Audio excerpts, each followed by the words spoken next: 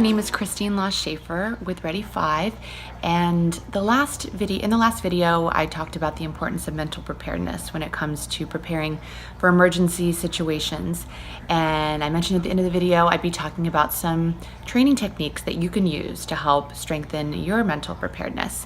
So we're going to go ahead and launch into that in today's video.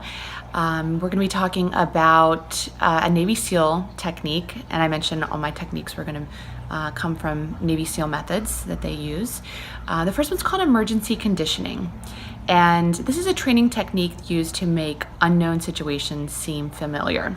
So you're essentially tricking your brain into thinking that it's already gone through it, so that when you do encounter that situation, your mind already knows what to do and your behaviors seem automatic.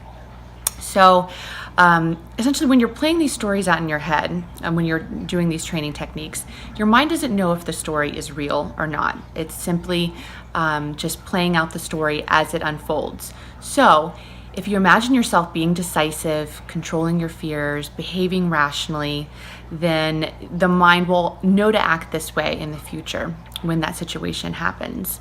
However, if you're imagining yourself hiding or terrified, then that's what you're training your mind to do. So we really want to work on the former and practice that consistently, so that your brain just goes into autopilot when those situations happen, and you are feeling in control of the situation. So here's the exercise.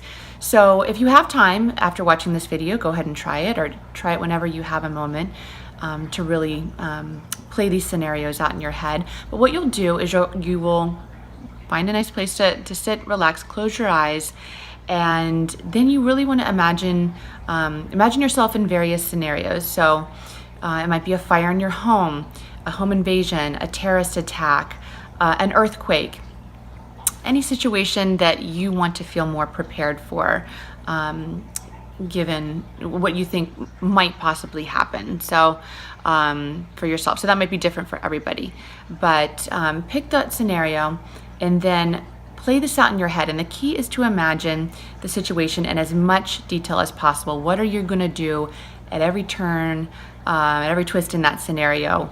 What are you doing, and how are you doing it? How do your emotions feel? Are you in control? Are you staying calm? Are you thinking about what you rationally need to do to make it out of that situation alive? So if you practice this, or before you start practicing, if you have any questions or comments, feel free to leave them below and I will try to get back to you. But this is really going to be a powerful technique that can help you out in the future. So I will be covering more techniques and videos to come, so make sure to check back. Thanks so much.